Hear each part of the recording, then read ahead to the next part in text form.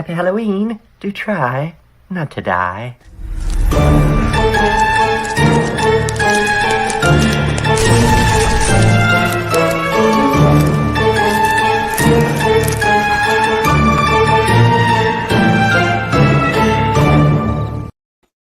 Well, we've put in a few scary performances, Leicester City, and, well, coming up to Halloween, it could get worse. It's the EPL review show, Monday night, 7 o'clock. Good evening. It's time! Strap yourself in, because we're set up, switched on, and ready to go. You are watching and listening to Chris and Leicester Till I Die TV on YouTube and your favourite podcasts.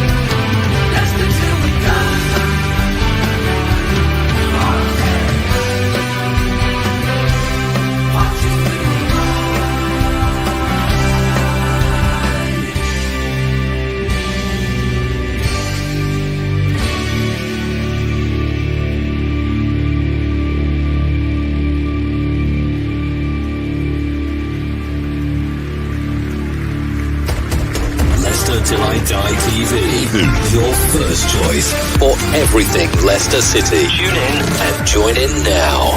And now, here's your host. Right, Chris. All right, yet it is the month of Hallows. Yep, Halloween month coming up. Like I say, a few nightmare performances from Leicester City. Well, a lot of nightmare performances from Leicester City. But it's the month when you wake up and you hope that your wife looks like Jamie Lee Curtis. That is the Jamie Lee Curtis of True Lies, not the Jamie Lee Curtis of the latest Halloween films. I should say that. But somebody who never looks horrific. Although having said that, a minute ago, he did look like he'd just come off the latest Frankenstein movie and his top of his head had been removed. Always a pleasure, so he tells me. Dan, good evening, sir. Welcome from me and little mini me. How the devil are you? I was going to say, thanks for the piggyback. Well, thanks for having me on, Chris. Looking forward to speaking about the Premier League. It's been a while. Well, to be honest with you, I know you miss it. And in fairness, Dan, let's be honest with you. What a great start you're having to the season. You could be back. We could be ships that pass in the night. We could. We're all. If you want to look at it, all the leagues conjoined together, we're only two places below you. That said, yeah, it's been a terrific start. Better than I expected. You know, still trying to get a team to gel. I don't think we've still the finished article yet. I think also if we go up at the first time of asking, we may struggle. But you know, you never know. I mean, we're already pulling up stumps at the moment and doing the business. So, yeah, I can't say I'm not happy.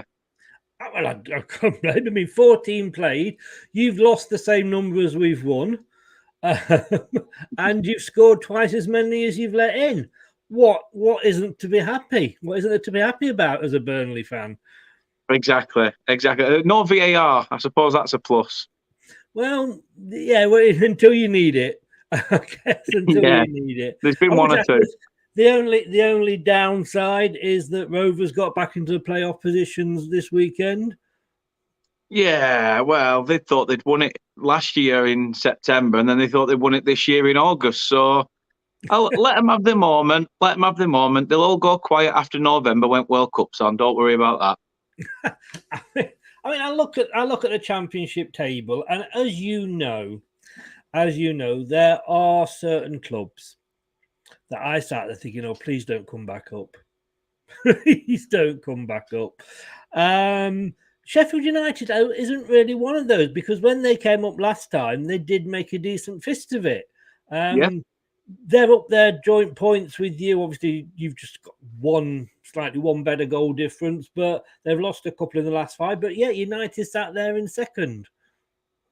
Yeah, not a bad shout. To be honest with you, I didn't think they'd be up there and thereabouts. I thought the manager there may have been one of the first casualties of the Championship season, in my opinion. I thought, but he's proved the doubters wrong.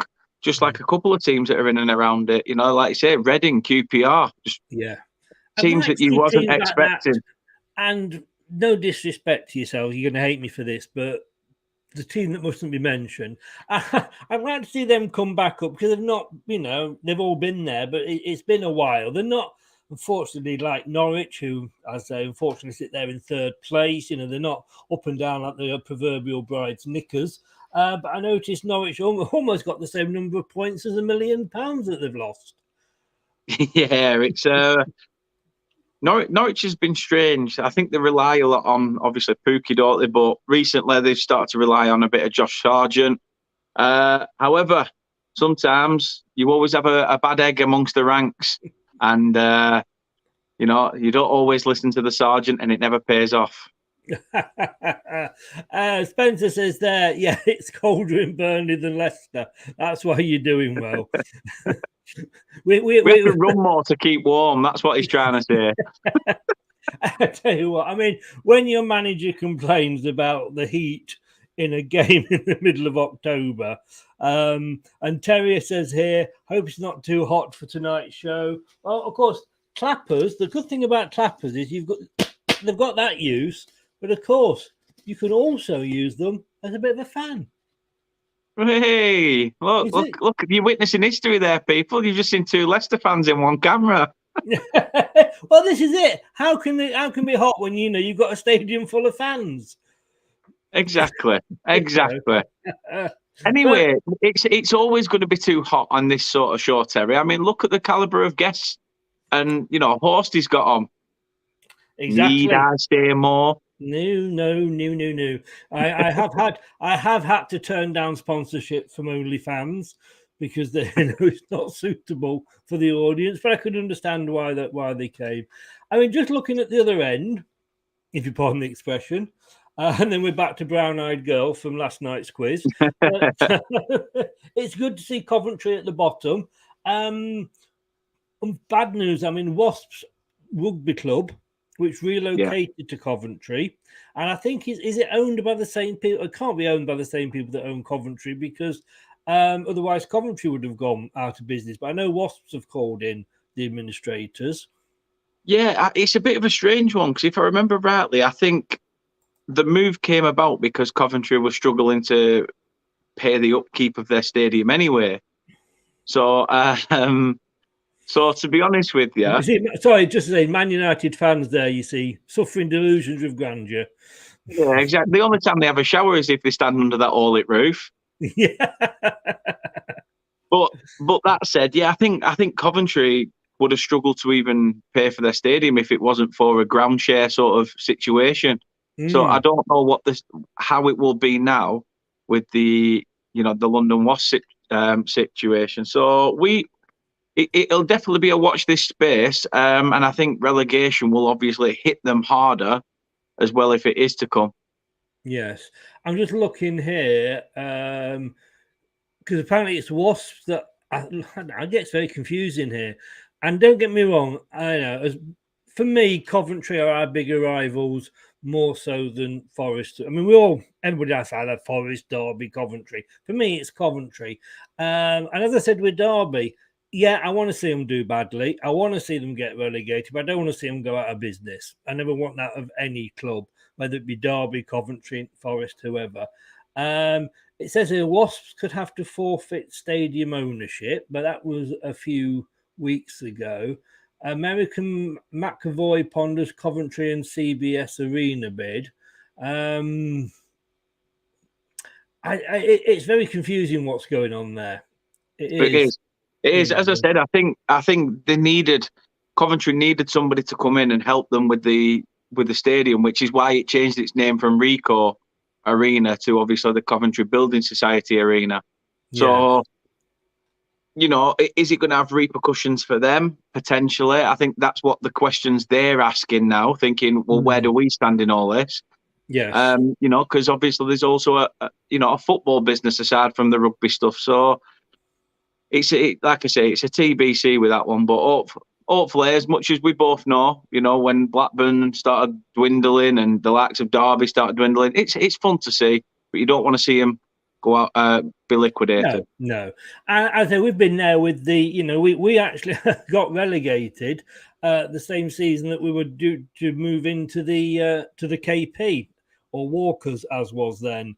So we started off in our brand new all-seater fantastic stadium in the second tier. Thankfully, our current owners, it was the first thing they did was bought the stadium back for us, and that just gives you so much stability.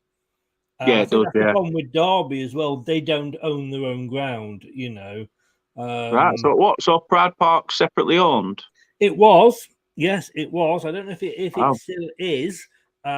Somebody will correct me, I'm sure. But yeah, I'm sure it used to be separately owned. Yeah, they didn't. I'm sure Mel Morris would have cashed it in at some point, wouldn't he? Yeah, this is it, and this is what you got to be careful. And as much as we're saying, sorry, I've just been distracted by our ants come in. I'll get the hot water ready. Gutted about wasps. Had a lot of mates working there. They're not beekeepers, are they? Got stung with that one, didn't we? Yeah, Mel sold it. There's a surprise.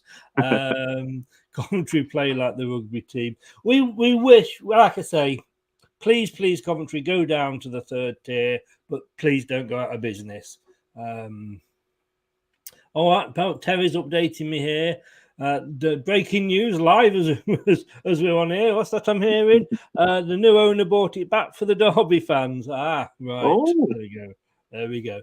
It's like you say though, Chris, as well. They do these for chairman and people coming in, consortiums. They do this fit and proper test for them, but yet some of them get past it with flying colours and go ruin football clubs. So it begs the question: is the fit and proper test fit and proper as a test? Exactly. We've seen that all along. But then again, and I was talking to the Crystal Palace fan about Simon Jordan on TalkSport, who of course owned Palace. Whether you love him or hate him as a broadcaster, and the arguments from a Palace fan are that he ruined the club. He's all right. But he also ruined his own business. He went bankrupt trying to save the club he loved. So it's not easy. But no, Coventry are down there. They've got a couple of games in hand, and I think they won at the weekend. So who knows? But they got 10 points above them. Last season's Premier League trialist then tried to get back into the Premier League, failed due to John Moss and VAR. Huddersfield Town, they've sort of really fallen from grace. They have. Stupid me predicted them to win the league for some reason. Your fault then. Well, however, everybody was saying in the chat, "Wow, you've called your predictions early," and I'll put my hands up. I did. I remember that. You had a bit of a row with somebody. I mean, Carlos Corberon got the chop. Everything just started going sour at Huddersfield. People were saying Dean Hoyle, the chairman there, is he up to the task of running the club now, or is he trying to do everything on a whim and a cheap basis? So I think Huddersfield are one of those teams now, a little bit like they're sort of still in that method of having to buy from the lower leagues and hope they can pluck a gem. Yeah, and I think that's what's going to struggle. Never go against what Uncle Niall says. Never go too early. This surprised me, Middlesbrough in the bottom three, not because, they had their period when they were up there spending the money and losing finals to Leicester, but Chris Wilder, I mean, and this to me proves sometimes that a manager and a club just sometimes click. Or a management team and the club sometimes click, as in Pearson at Leicester. He's never quite managed it anywhere else, but, it clicked at Leicester. Wilder at Sheffield United, but struggled at Middlesbrough, and he's been given the old big Doc Martin. He has, and it's a strange one because I'd have took him as Burnley manager when the vacancy was open. In fact, he was heavily linked with the job, to the point that he had to stop media outlets entering the Riverside Stadium to ask him questions about whether he's staying on as the borough manager.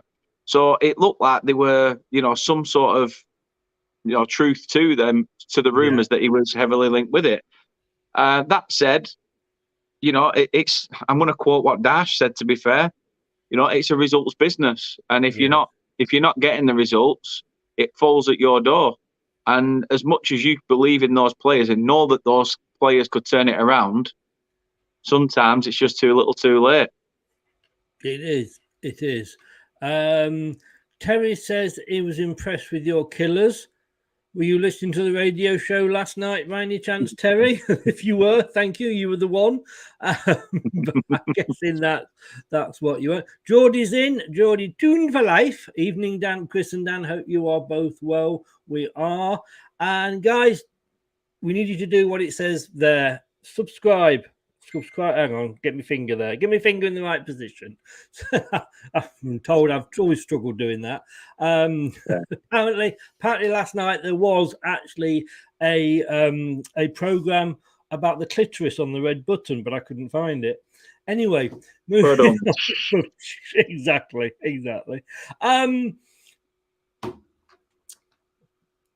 Do subscribe to both channels, Leicester Till I Die TV and Turf Moorhouse TV, and give us your support, especially this guy. He does a hell of a lot, badly, obviously, because he's in the Championship. Give him your support. He will always wear it. One thing I've got to ask you, does size matter to you? No, I think there was a song by One Direction, something called Little Things. You know it, was it not S Club 7? No, although me and Kate watched a programme this morning, I'll have you know, and I thought I knew I had something to tell you. We watched a programme this morning, and someone said, listen, sometimes you've got to leave the band to get yourself a bit more success. So, and these two people went, what do you mean? He went, well, look at the likes of Robbie Williams, we take that. So I said, oh, yeah. And then someone in the background went, what about Paul from S Club 7? And then someone went, yeah, legend. And I just thought, yes, I need to tell Chris. That is sad. That is very sad. Is this a Championship review? Asked Geordie. Hey, you've been down there more recently than us, Geordie, so you tell me. Hashtag Steve Bruce. Okay, let's have a look. Because the reason I ask you if size is important or not, I don't know if you saw this at all. The game was delayed for 30 minutes while they sorted out the size of the goal at Hull. Surely they know what size the goal should be. Yeah, it happened at Wigan the week earlier as well. And it's ridiculous. That one went ahead still, but apparently one of the goals was still, I think, 2 inches or an inch bigger. And it's not right. It's not right. Is it a new loophole that these clubs seem to think they can get away with? Because clearly they didn't, and it's been cut out literally very early. I mean, it's weird when I just turned Sky Sports on at the same time as it was just showing them with the nets on the floor and, showing into the bottom of it. Yeah. And I'm just thinking, what's going on here? Have I, as one of the stadiums being done on 60-minute makeover, am I expected to see Dion Dublin trying to flog it in 10 minutes or what? It's a live feed. It's a live feed from Nottingham Forest. I am a lumberjack and I am okay. But, I just don't get it, because the laws are there. They know what the size of the net minimum should be, which I guess is maybe it's relative to the size of the pitch. I don't know, because obviously with the pitches there's minimum and maximum. So I'm guessing the goal size will depend on that. But in fairness, it's not actually giving either side the advantage. Hull wouldn't have got Hull would have maybe had an advantage for 45 minutes, but then that advantage would have gone over to Birmingham if they were shooting into it in the second half. Yeah, it's a strange one. I think all nets have to be a certain perimeter. I think it might just be an actual legal, qualification that's needed. But again, like you say, both teams would have benefited it over 45 minutes. Yeah. That it's said, not if it is a way to cheat, is it? Yeah, it is strange. But the fact that it's happened 2 weeks on the trot now, like I say, last week at Wigan, this week, at Hull, and just before you start, it's not a northern thing. Terry says they're brilliant idea. That was a narrow. Let's have five-a-side nets, Terry. And let's put some dancing girls on at half time so that we distract them and we can run up the other end with the pitch. So some of your fan base, Chris, Danny Ward would probably still get the blame. Yeah, that's true. That's true. I've got visions now of two guys in flat caps and brown jackets, long jackets, fags hanging out the mouth, running up the pitch with the pitch under their arm. Pair of loafers round neck. Yes, but well, I hadn't realised it had gone on for 2 weeks. But there we go. We're going to get onto the games in the Premier League shortly, but I also want to look at this. And I mean, look at the venom in that guy's face. Now, I had a lot of respect for Klopp, and I had a lot of respect for Mourinho when he started, but they do seem to lose it. Now, is there too much pressure on managers? And we know that Klopp is quite a, colourful character anyway. He doesn't, he's not a Brendan Rodgers. He's not a, it's out there. Yeah. But that should not be allowed. If you're going to do that, then I'm sorry, you should have managers sat in the crowd with walkie-talkies to one man down in the box. That is totally OTT. Now, I don't know whether he has got fined, whether he will get fined, but he should do. Yeah, he should. He should. I'm fed up of seeing Klopp come out and whinge all the time. It's ridiculous. The majority of the time it is him as well. It's not even a case of it. It's managers around the Premier League. Other managers, if something's gone tits up in a game, will come out and say, "Listen, I can only say as much as I can say. What I want to say would get me in trouble." That man right there doesn't give two hoots, doesn't give a shiny one what he says, who he upsets. That's the thing that bugs me. These managers that manage at massive clubs think that we're Liverpool Football Club. We should be able to say this, that, and do what we want. If it's not for us, this league wouldn't be as great as it is. On your back, you German trash. Honestly, I've had enough of it. I've had enough of the shite from these managers. He talks about, too many games. There's too many games. He's not whinging if he won a Champions League or out like that. Look at the Championship. There's an extra 4 teams in there. You've got that. You've also got extra games because you start in like the first round or second round of cup competitions. And yet, it really, really frustrates me that the big clubs, it's like the government, innit? It's like the government. When you They've see got a level of power like and they still want a little bit more. They'll rinse it out till they can get everything out of it. When you see managers like that, I'm almost thinking like, I wish you'd fucked off and joined the European Super League. Yeah, 100%, mate, 100%. We don't want you. I know I'm going to upset a lot of people here, but our parents fought in the war to stop people like you coming into this country having a go at ours. You bombed our chip shops. Where's Stan Boardman when you need him? I'm sorry, Klopp. His brother's a donkey as well. Clipperty. Oh.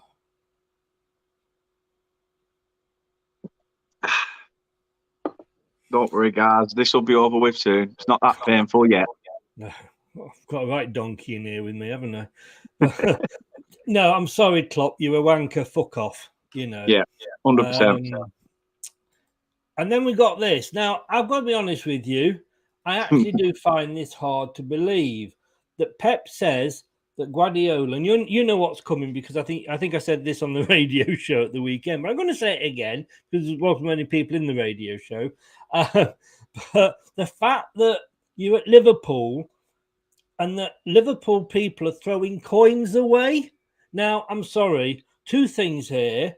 One, that's never going to happen because, let's be honest with you, there's such tight gits in Liverpool. If you'd said they'd been throwing hubcaps at you, I'd have got you. But not throwing coins, no. And the second thing is, the reason it's dangerous is because it could have caused an invasion of the pitch of all the other Liverpool fans trying to get on to pick the coins up.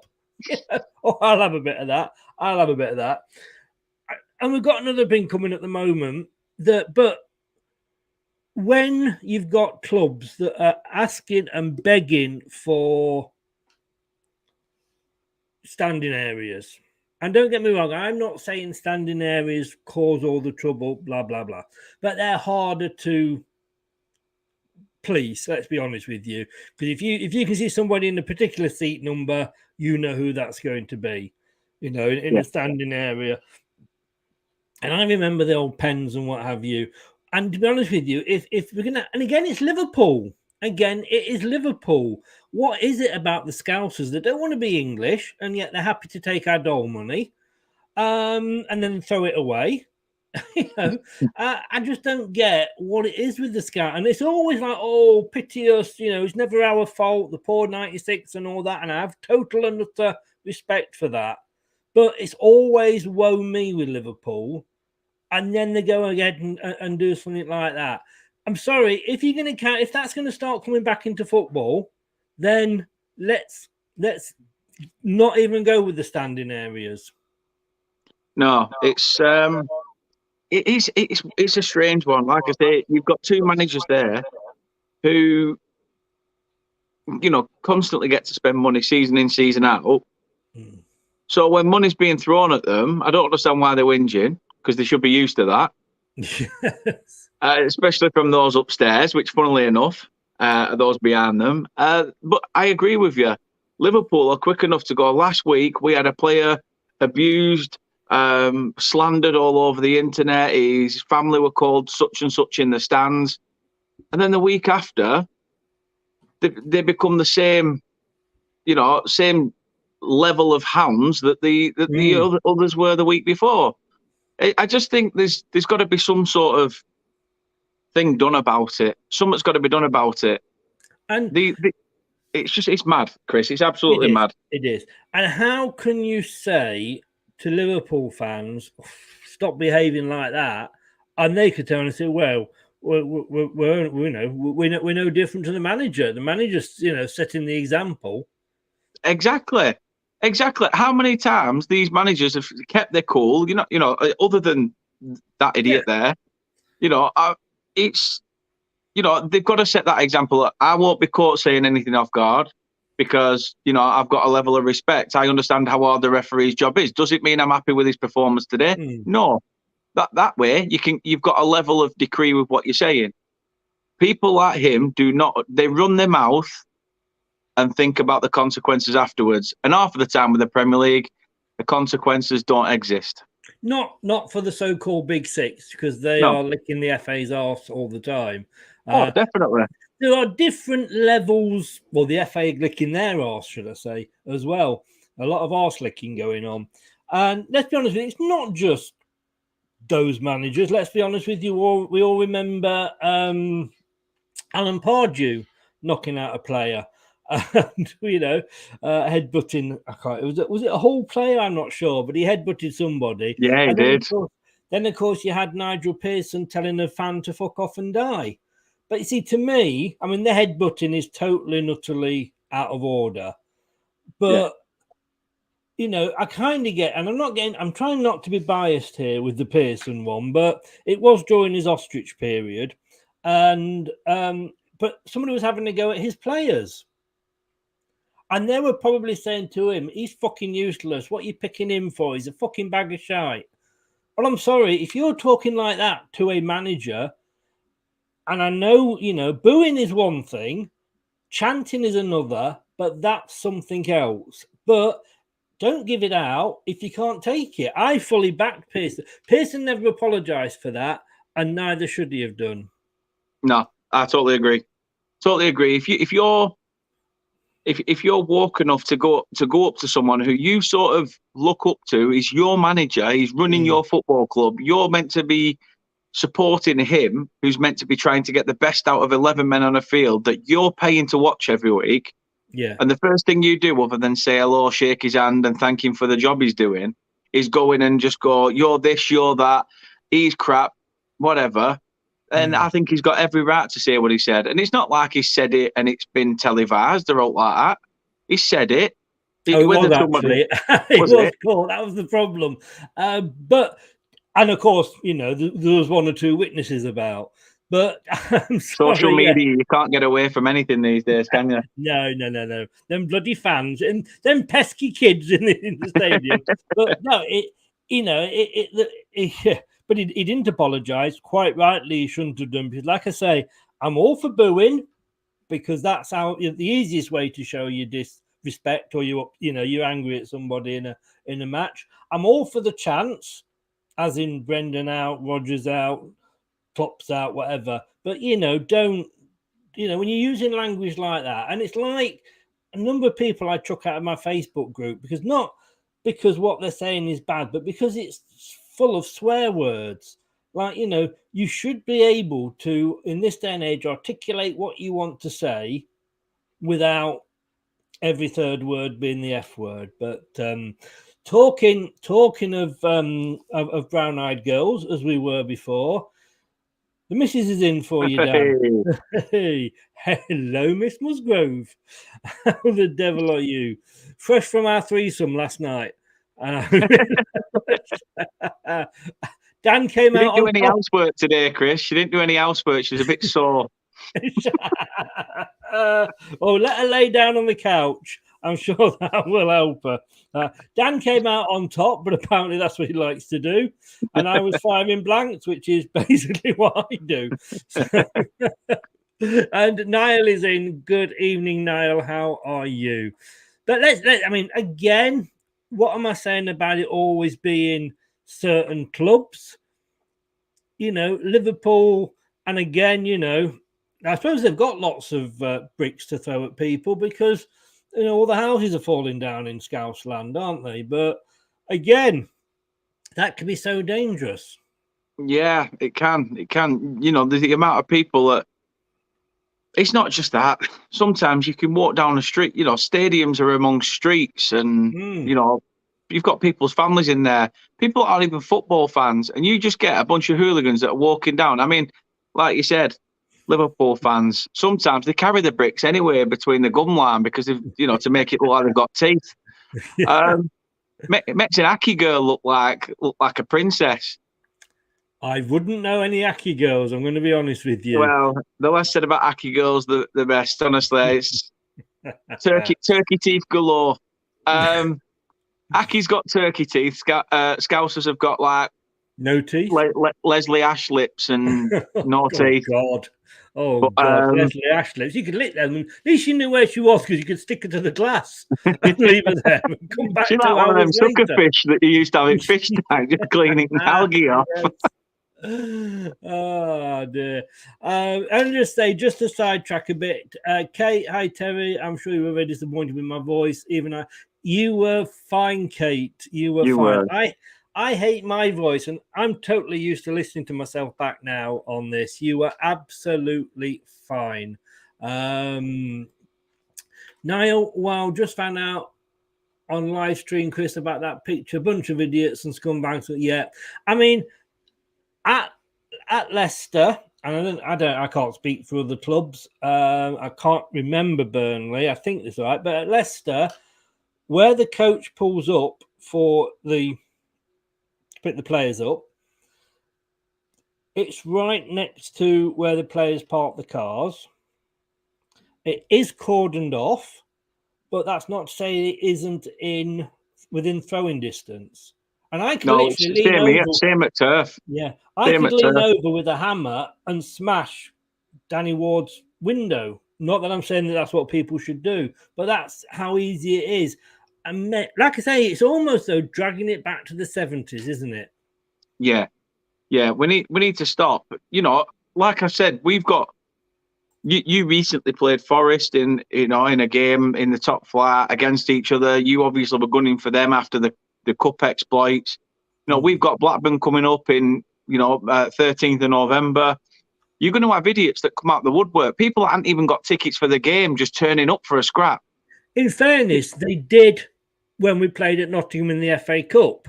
Unfortunately, it was Leicester fans allegedly, but yeah, every club's got them. Yeah, and even whether they have a ticket or not, they're going to turn up to cause trouble. Some of them, they're just there. They've got 30 odd previous convictions from doing the same thing when it comes to it. But these idiots come out the woodwork for these sort of games, and it's silly. Liverpool play City season in, season out. I mean, the way Liverpool have been performing recently, why have they started taking it out on Man City? It's not their fault. It's not their fault that they can't keep up with them anymore. Yes. Although, in fairness, they did at the weekend. But anyway, True. Talking of Nottingham, True's in. Good evening, True. How the devil are you, sir? Hope you're well, Luke. And Kate. Oh, is it Luke? Is that his proper name, Luke? Yeah. Niall and Kate and Terry are all saying hello to each other and swapping pleasantries, which is all very nice to see. That's how it should be. No brick throwing, just exchanging pleasantries. Right. Despite all of this, a few matches broke out. Let's have a look at what went on this weekend. Started on the Friday night. Brentford beating Brighton. Now, I had Brighton down to win this. In fairness, maybe post Potter's not going to be a good time for them. No, it's a strange one. This one, I would have predicted Brighton win. To be fair, I did say to you though, that's why you and me are bottom of the prediction league. Exactly. I did say to you though, Brentford at home is always a tough place to go to, and. Yeah. Brighton are having to get used to the fact that they've got a new man in charge. But you're coming up against Brentford side that Ivan Toney's started firing on all cylinders.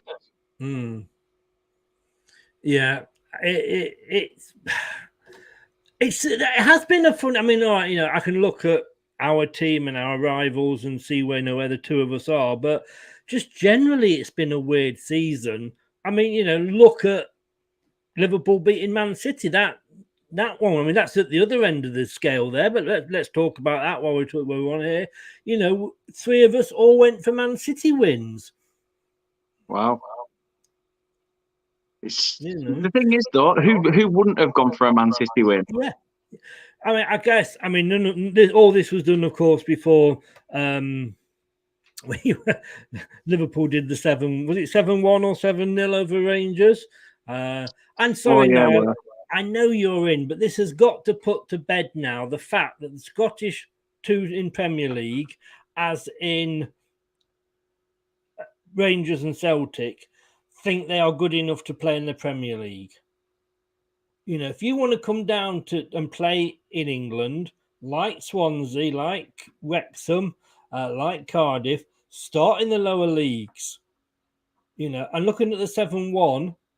That is where, as Niall's just confirmed 7-1, that is where they belong. And surely that's put that almost to bed now. It is, but this is another game that was, I don't know why I can hear myself. I can't, mate. You sound all right at my end, but is everybody else is hearing two of you? Yeah, they don't want to hear one of me. I don't know why. It's stopped now. I don't know what's going on. But like I said, this game was full of controversy as well because the Brighton manager, if I'm not mistaken, actually went for Thomas Frank in this game as well. Oh, God. He's only just come over, hasn't he, the Brighton manager? Yeah. But I don't know. Mike, I presume, hasn't got a good draw in the FA Cup. And I forgot Newport. There's another Welsh club that wants to pretend the British, English, I mean. And I don't know whether this was this actually happened or not. And I'm sure if we did, then I'm glad it was a radio show and not a film show. But Luke's asking, Kate, please tell me you thrashed Dan's arse the other night. We're not going there, Luke. We are not going there. He's not ginger for no reason, I'll tell you. Kept the camera off, Luke. That's all I'm going to say. Oh, brown-eyed girls back again. Leicester Palace was the first game. I don't know what it was like from a neutral's point of view. It was so frustrating from a Leicester fans' point of view. I mean, you know, we should have been Palace. Palace were absolutely awful, and that's coming from the Palace fans. And yet, if they're that bad and we still can't beat them, then how bad are we? It's a weird one, isn't it? I mean, Danny Ward got the man of the match, but yet Palace had a bad game. Leicester should have put them to bed. It does ask a lot of questions. I am echoing. Niall, you're not here to promote other people's shows. You know that. You've been warned many, many times, Niall, about it. You don't come in and promote third, fourth, fifth parties channels, mate. So I'm sorry, you're on a timeout. You don't do that. I'm sorry. Mike's not happy because he's got a cold chest United. Sorry, Dan. That just pissed me off with. No, it's all Niall right. Niall knows what he's doing. He shouldn't be doing it. He's been told. I think you've told him in the past. I've told him in the past. He obviously just isn't learning. But we're gonna get Kate on because she can sing apparently. So we didn't hear that the other night. So maybe you'd have got some extra points and won if you'd sung them, Kate. But yeah, I mean, it doesn't do Leicester any good because it doesn't get Rodgers gone. And don't get me wrong, I don't want to lose. If we'd lost, then yes, obviously he should have gone. But I didn't want us to lose, so he went. But it still leaves so many questions unanswered. Yeah, you meant to. You had the most possession in the game, the most shots on target, the most shots, touched the ball more, passed it around even more. It's the stats. The stats are all there to say that in this game you should have put Palace to bed. And the fact that at the moment you can't seem to find a formula of that balancing act of being able to stop the goals from going in, but also be firing up front. And I think at the moment you're almost stuck in a rut. Yes, yeah. What was it you two said? Stuck in a moment and you can't get out of it. Who said? You two. Yeah. Oh no, I'm not a U2 fan in any sense of the imagination. Another group that plays music for you to slit your wrists to. Chris, we all sing. Doesn't mean I actually have a good voice. I was mime singing. Daniel will tell you. Terry says, so let's get this right, Chris. I can't promote my own babe station. Hey, I thought you already did that for Dave. I don't know if anybody's ever watched Dave at like 4:00 in the morning when it actually finishes, but they do. It is a classic piss take of the Babe Station adverts. Please, if you don't stay up and watch it, just record it or get up early, set your alarm. It is actually brilliant. And Luke says, bloody hell, a 2-second listen. Even I can't do that with songs. Literally impossible for me. Obviously, Dan is an expert at 2 seconds. Fulham Bournemouth, 2-2. A Desmond. Brad got it spot on. Fulham and Bournemouth, that in fairness to them, a good result for both of them. They're both doing probably better than either of them expected. Yeah, again, another player similar to Ivan Toney, Mitrovic, I think he's up there amongst the top goal scorers this year. So, he's proving a lot of doubters wrong because a lot of people we've seen with Mitrovic, he goes a little bit quiet in the Premier League, but now maybe, he's found his feet in that Fulham side, and Marco Silva's getting the best out of him. But for Bournemouth to travel to Fulham, taking the lead after 2 minutes, you'd have been very happy with that. But, 20 minutes later, conceding, and then, managing to get it back literally, 7 minutes later, something like that. So it was one of those games that both sides, after recent promotion, would have been like, these are the games that we need to get the points out of. And it's just the case that both of them wanted it just as much. And a share of the spoils, when you look back at it, you'd have been like, oh, really? We needed to win that. But it could be a valuable point for both sides come the end of the season. Yeah, Mitrovic, he's fourth in the Golden Boot at the moment. He's ahead of Phil Foden. He's ahead of Firmino, Jesus, Maddison, Trossard, Saka, Martinelli. And this was a big... it's always a big league when you come up. But, he's come up before with Fulham and not produced the goods. Yeah.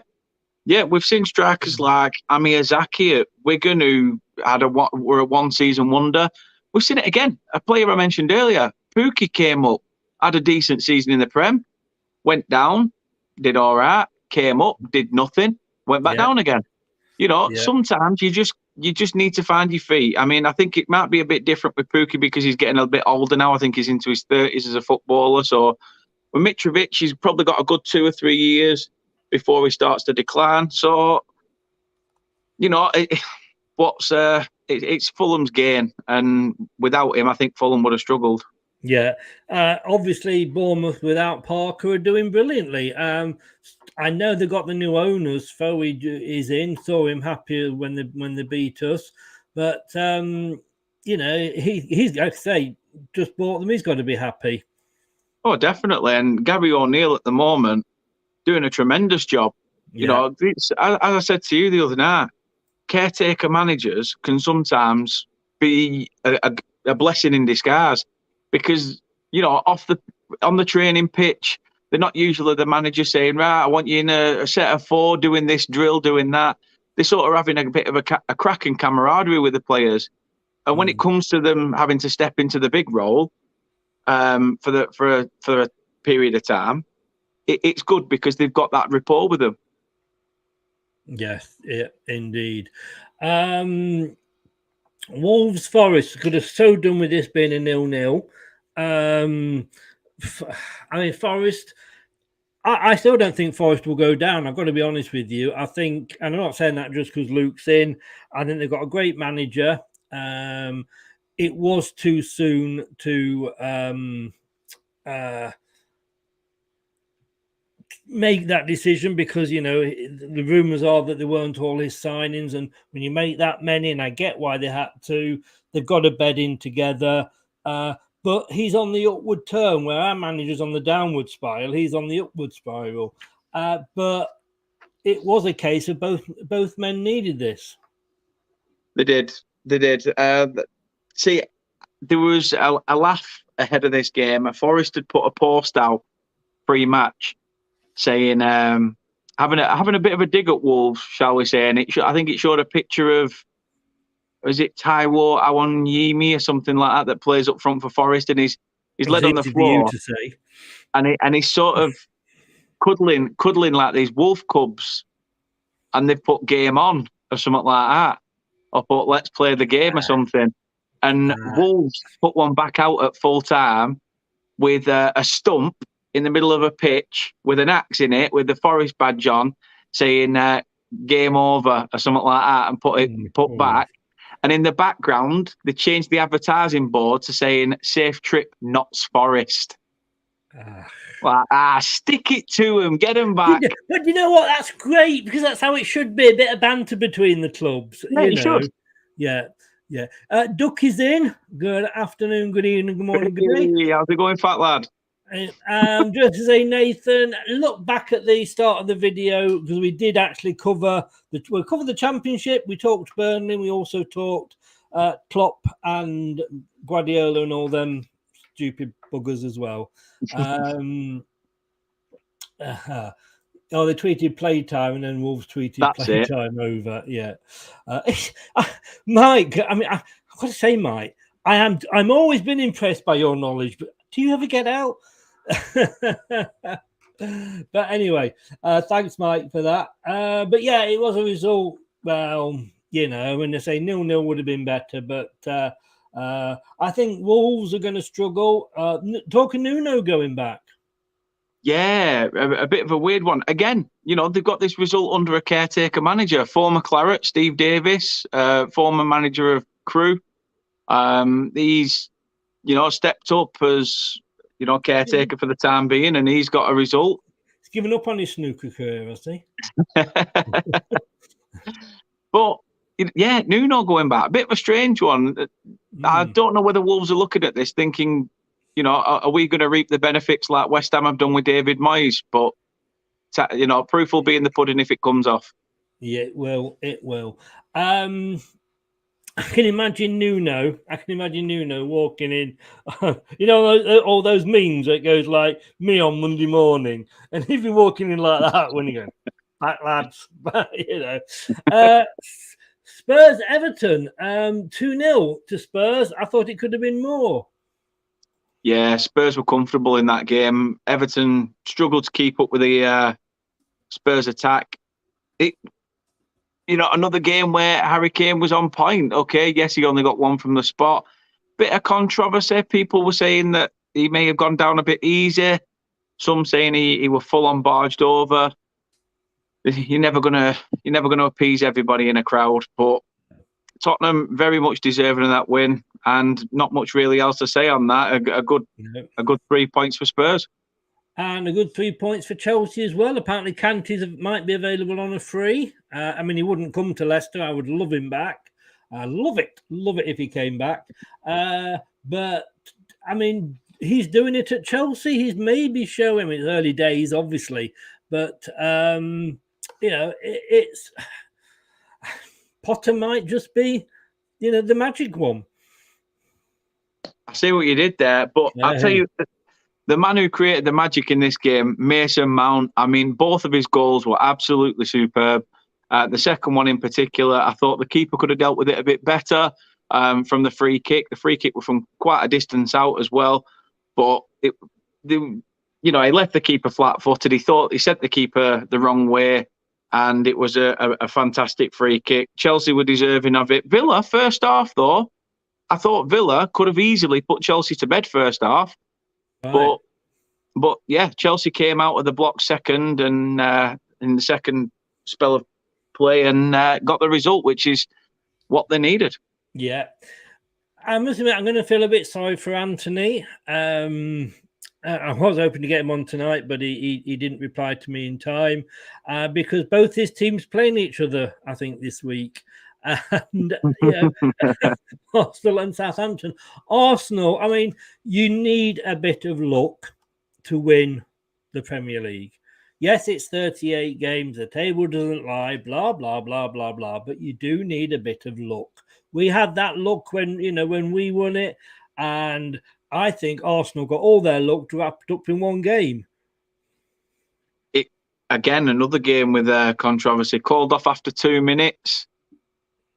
Yeah, but look at some of the attempts they had. If it weren't for Kepa being in form, Mark, it would have, they could have easily had 2 or 3. But yeah, in regards to Leeds Arsenal, it were called off after, I think, 2 or 3 minutes because there was a power surge. So the lights at Ellen Road went out, all the VAR equipment wasn't working, the TV feed, everything went out. So they were trying to get it all fixed.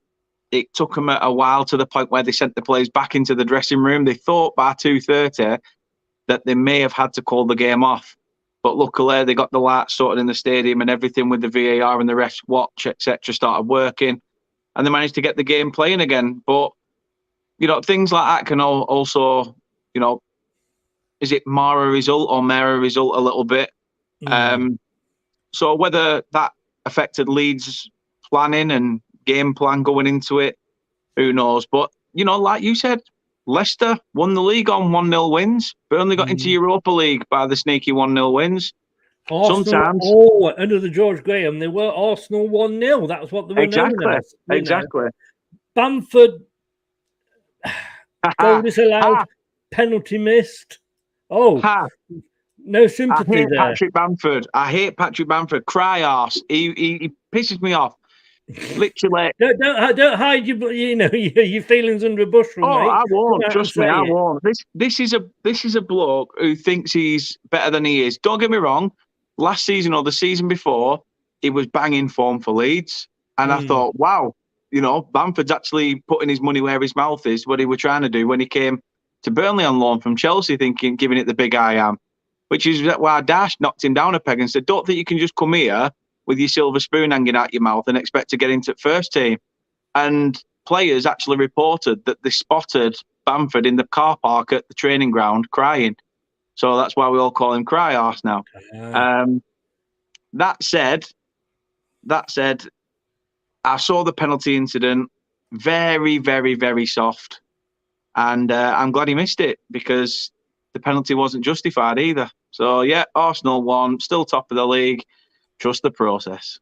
Indeed. The two Uniteds drawing 0-0. I think the black and white half will be the happier of the two. You've got to be. Being the away side, no matter what, if you're away from home, before you even kick a ball, you'd be happy to walk away with a point. So to go to Old Trafford and match them, yeah, you can't fault it. It's always a decent point away at Old Trafford, no matter what form they're in either. Yeah. Southampton, West Ham United. West Ham had been on a bit of form, actually. They'd had a bad start and they're in the bottom three along with us and Forest, but they've clawed the way out of it. Obviously, they got Europe as well to contend with, but Southampton brought them down to earth a little bit. They did. And if he's watching, this was probably an home game for Jake. Yes, indeed. So I'll get that one in in case he watches back. He'll be in bed. It's past his bedtime. Oh, he will. It'll be his eyes will be flickering while bedtime stories being read. But Southampton went 1-0 up, and if it isn't for West Ham's Lord and Saviour, Declan Rice obviously saved West Ham in this game, and a share of the spoils in this one for the position where both are. Not a bad result.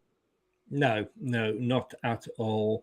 And finally, like I say, the match, I didn't even watch it, to be honest, I was so tired, but Liverpool hosting Manchester City, and we've spoken about the shouting, the coins, the bricks, everything else. But I don't know what the odds would have been on Liverpool winning that, but Arsenal must have been sat there going, "Hey!" Oh, they'll have been rubbing their hands together like no tomorrow. It won't surprise me if it's a bit like when the Leicester players were all around it. I think we're at Christian Fuchs' house and they're all watching it. Yeah. Jamie Vardy's house. Jamie Vardy's house, that's it. And, it wouldn't surprise me if the Arsenal players were doing a bit of that. Gabriel Jesus going, "See, this is why I left." Don't bite the hand that feeds you, sort of thing. So good result for Liverpool. Very good result, especially now they've got to start putting a run together to get themselves out of that mid-table position. They won't be happy with where they are, and you could see from Klopp's face he's not happy at where they are, and apparently you've got to ask your own questions when speaking to Klopp as well. You can't just pick them out the media. Yeah, and Mike, it's almost like this, don't you? Lucas said that Arsenal need to improve. I mean, come on. Bloody hell. I mean, I got to be honest with you. I mean, I couldn't go on anyway because tonight I've got this show, then I've got a WSL show at 9. But I was invited on an Arsenal channel at 8 o'clock, and I thought, no, I can't, because he would still be moaning. But those are the games, and this is how the bottom half look. And yes, I have done it properly. That it is a top 10 and a bottom 10. I don't care where certain teams are, but a bit of a gap forming at the bottom if we're not careful.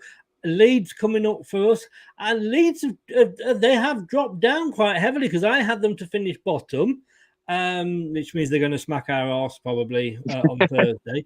I had them to finish bottom, but they started off really well, but they are coming down to earth a little bit now. But we're looking 4 points between ourselves and safety at the moment. Yeah, I mean, I'll try and give you some sense of optimism, Chris. The league's the wrong way around, and you'll soon take top spot from Forest. But that said, like we were saying, the Southampton West Ham game, a point probably does you a lot of favours, more than anything, because it still keeps West Ham still within sight as well. You've just got to start putting them games to bed, like that Palace game. And, once you get that first one, which, to be fair, we all thought after the Forest game was going to be, right, that's it. Our look has changed. Yeah. And, let's go on a run now. But it will come. It will come. What comes first, another win or Roger sagging? I don't know. I wouldn't like to put money on it. No. Well, just to let everybody know that I have ordered an egg and a chicken from Amazon, so I'll let you know. Anthony's in. We were talking about you earlier, Anthony. How the devil are you? Who are you going to go for? Ghostbusters. Southampton, Arsenal, your two favourite teams coming up against each other.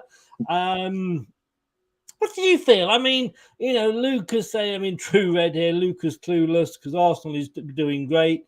Mikel Arteta is working wonders. Mikel Arteta, I know we joke about the process, but what he has done at Arsenal is he's moving in the right direction. Maybe he's going 30 miles an hour and Arsenal fans want to go 80, but he's taking you forward. Where we're permanently in reverse, it is taking you forward. But how do you feel about things, Anthony? Are you an Arteta lover yet? Mike says, "How's the September trophy, Anthony?" Bet you're happy, Anthony. Like Daniel says, pig in the shit. Oh, don't insult pigs, Kate. Don't insult pigs. And then, of course, yes, and I agree totally what you said earlier, Mike, about the top 10. That's the official top 10 because obviously Liverpool are in the top 10 now, so we can call it the official top 10. Nice to see someone. Bournemouth are there, Brentford are there, Brighton are there. It's getting a familiar look about it. Arsenal, Man City, Tottenham, Chelsea, Man United. All I can say is, well done, Newcastle. Yeah. I sort of predicted them to be up and around there, but I didn't know whether it had come this season or next. So it's, it's good. The thing is with Newcastle, people can say, oh, they've got all this money that's come in, but technically, have they been, are they going to buy their way to success? Because they've still got to work through, FFP. So they've still got to buy at cheap rates and hope that it works out. Thing is, as far as I understand it with Newcastle is, whatever Newcastle fans, and if Geordie Tune for Life's still in, might enlighten me on this, but whatever Mike Ashley did at Newcastle, he kept that team financially secure. And I know that's not always nice, and you want success, and it gets, it gets annoying when you've got a manager like Steve Bruce. I do get that. But he's left them in a very good position with FFP. Plus, they have been... they've got the ground. They've got the fans. Yeah. So their FFP is a lot, like I said, like people say with Leicester, we're going to extend our ground. When we've extended it, we'll still only be half the size of Old Trafford. And I personally don't begrudge Newcastle United the money because I'm sure there's been clubs like you said, no disrespect, but Burnley, the Coventrys, the Dobbs have looked at Leicester and gone, they've got good owners. They've got a bit of money to spend. And I never thought we'd buy a footballer for 40 million. So I don't begrudge Newcastle the money. It's different levels of money, obviously, Of course, yeah. But how can a Manchester City fan stand there and go, it's not fair? Newcastle United and all that money they've got. What planet are these fans on? Yeah, even Man City, they're okay, they went and sat. I think what were it, 30 million for Rubinho started a bit of the windfall for the massive amount. They do reckon he was colourblind, don't they? Yeah. But in a sense, with City as well, some of the players they signed weren't world beaters, or the likes of they nicked Adebayor from Arsenal. They signed players like Benjani from Portsmouth, and you're just like, they've not always had the big amounts. I mean, look at the Haaland deal. Haaland and Alvarez for 60 million for the pair or something like that. And yet, compare that to the fact of Liverpool that just spent 60 odd million on Darwin Núñez, who's now gone quiet again.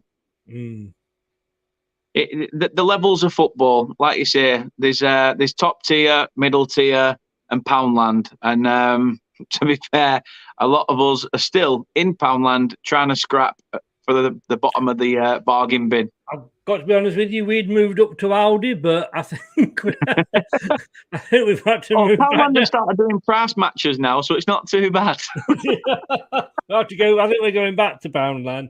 I mean, well done, Brighton are still there. It will be interesting to see how they get on post Potter. And it's nice to see. It's nice to see Bournemouth up there. Like I say, I hope Newcastle United go on and smash the top six. I really do, because it then got to become a top seven, surely, and taken from there. But we've got an Arsenal massive in tonight. Melina is in. Good evening, Melina. Hope you're well, Mel. Yeah, how the devil are you? I'll just leave that up there a little bit longer for you, Mel. Just I mean, 4 points clear, 4 points clear. Lost 1, 24 scored, 10 against, plus 14. I mean, what a good time to be an Arsenal fan. It is. It is, and fair play to them. We've actually had the wind-ups with Arsenal fans, as we know, or as a lot of people do know them, Leicester B. I hope Newcastle do well purely because they stole my baby. Nick Pope. Although I had to think then, because her ex-partner's from Newcastle, so I was a bit. It was a bit of a hearted mouth moment when I read that, Chris. To be honest, I won't lie. I think I got like an instant. When heat just rises through your body and out. I definitely had an out-of-body experience. Then thinking, shit, I need to have words after this. Talking about an out-of-body experience, was it Wood? That was very unfortunate timing. Very unfortunate timing there, Terry. No, good luck to Newcastle. I don't begrudge them at all. Just keep your hands off Leicester players. Buy them. We need the money. Let's be honest with you. Anyway, Kate says, "Oops, should have made that clearer." I don't look at Nick Pope like that. No, just his legs, Kate. I'm sure just his legs. That little bit between the socks and shorts. Yeah. We should be moving on, Kate. Come on, this is the Me Too movement and all this. We must. See, you don't want to be doing song titles, Chris. You want to be talking footballers' kneecaps. She'll know who Nick Popes are. Oh dear, Kate, we love you. We love you, Kate. She also says she doesn't look at her ex like that either. So, well, to be honest with you, if she did, he wouldn't be the ex. That is very true. That is very true. And that's not my name, Niall. Right, mate. Thank you so much for popping on. Very last minute, but thank you for that. All right, no problem. Give everybody a shout out. You're a mod on the channel, as is your good lady. But just give everybody a shout out as to where you can be found. So, yeah, you can find me at Turf Morehouse TV on YouTube, Instagram, Facebook, Twitch, Twitter, you name it, we are on it. And also we've delved into radio, and you can follow us at Turf Radio, that's the name of the channel anyway, Turf Radio. But to actually find us, you'd have to go to a streaming service called Mixcloud. You can sign up there, it's free, and just search Turf Morehouse FM and you'll find Turf Radio there. So thanks again for having me, Chris. Really appreciate it. And it's been nice to talk Premier League for a change since we're going to be crossing paths. Well, because it keeps your toe in the water, doesn't it? Oh, just a bit. And I've got to sort of start getting used to looking at the Championship. So it works both ways. Kate says she's not good with kneecaps either. I tell you what, let's leave it there because I don't want to work the way through the male body here, Kate. Especially the way that it's moving up. She's good with little bits. Oh, that's what we said the other day. Hang on, I had thrown it away, but I'm going to have to dig this out of the. Hang on, 1 second. Dig this out of the filing cabinet here. Here we go. I feel like I'm on Tiswas. Let's pick the winner out. There we go. I thought you'd had a bunch of fan mail given then, Chris. I thought you were pulling all letters out. Oh, you don't know what my fan mail is. And it's the wrong one anyway. What was it you said the other? There we go. Dan the little bit. Was that what she called you on the radio show the other day? Something like that. Yes. Yours sincerely, Brenda Nout.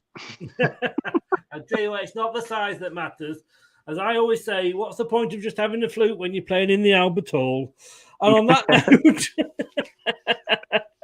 that note, thanks a lot, mate. Speak to you soon. Cheers for having me. Speak to you soon. Bye-bye. Always gets through. Dan always brings the level of the show down. As much as I try and keep it at the Guardian level. He brings it down to the Sunday Sport. I know, you know.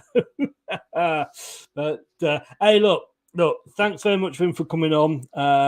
This is the first one of these we've probably actually been able to do this season because of the way that everybody's playing twice a week because of the bloody World Cup. We'll be getting the World Cup when it's coming on. We've got a few specials coming out for that. We've got obviously Stan Boardman coming on. He'll no doubt love talking about the Germans.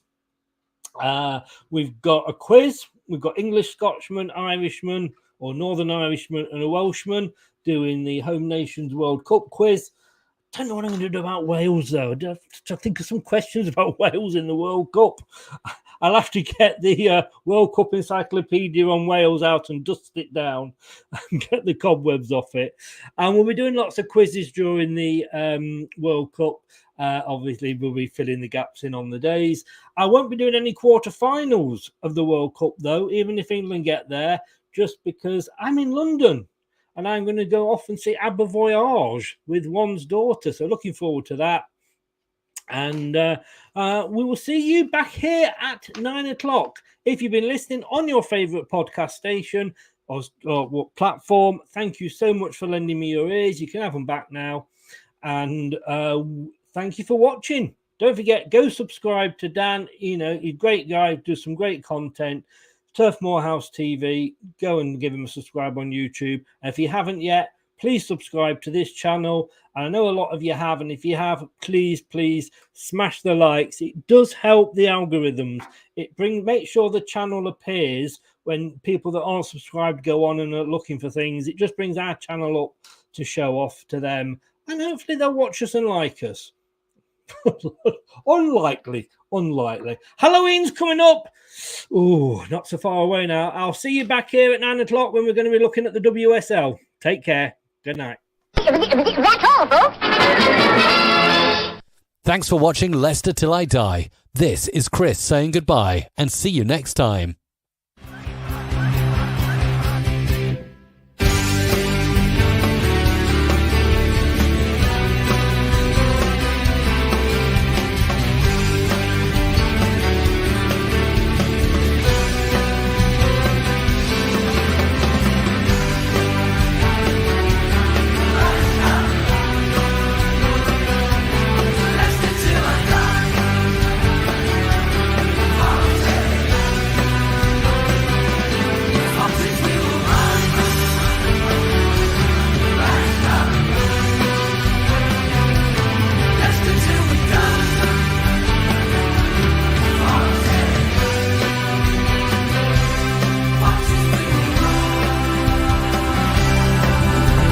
for watching. These videos are tremendous. You better like them too, or I'll be back. Leicester Till I Die TV. They think it's all over. It is now.